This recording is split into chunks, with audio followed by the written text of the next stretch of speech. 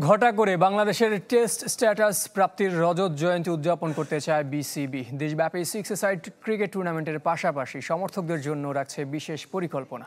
21 June Khulna বিভাগ দিয়ে শুরু হবে 8 দিন ব্যাপী ক্রিকেট উৎসব। 28 জুন রংপুর ও বরিশাল দিয়ে শেষ, তবে বাদ পড়েছে ময়মনসিংহ বিভাগ।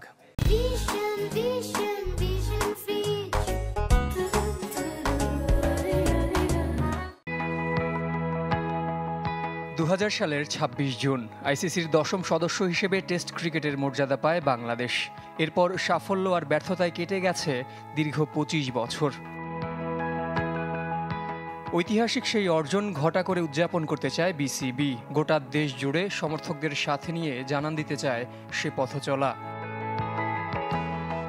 21 জুন খুলনা থেকে শুরু হবে টেস্ট মর্যাদা প্রাপ্তির রজত জয়ন্তী উৎসব। এরপর রাজশাহী, সিলেট, চট্টগ্রাম, ঢাকা হয়ে 28 জুন রংপুর ও বরিশাল বিভাগ দিয়ে শেষ হবে 8 দিনের আনন্দ আয়োজন। তবে সে সুযোগ মিস করবেন ময়মনসিংহ বিভাগের ক্রিকেটার ও সমর্থকরা। অনূর্ধ্ব 12 ক্রিকেটারদের নিয়ে প্রতিটি বিভাগীয় ভেন্যুতে হবে 6-a-সাইড টুর্নামেন্ট। এছাড়াও দিনব্যাপী বিশেষ আয়োজন রাখছে বিসিবি। বোলিং স্পিড মাপার জন্য থাকবে পেসার হান্ট জোন। টেস্ট ক্রিকেটের ঐতিহাসিক মুহূর্তের ভিডিওর সাথে ধারাভাষ্য দেওয়ার সুযোগ পাবেন দর্শকরা। অংশ নিতে পারবেন বল ছুড়ে স্ট্যাম্প ভাঙার মজার খেলাতেও। থাকবে চিত্রাঙ্কন প্রতিযোগিতা। তুলির আঁচড়ে টেস্ট ক্রিকেটের বিশেষ মুহূর্ত ফুটিয়ে তুলতে পারবেন আগ্রহীরা। অভিভাবকরা পাবেন বিনামূল্যে বেসিক কোচিংয়ের সুবিধা।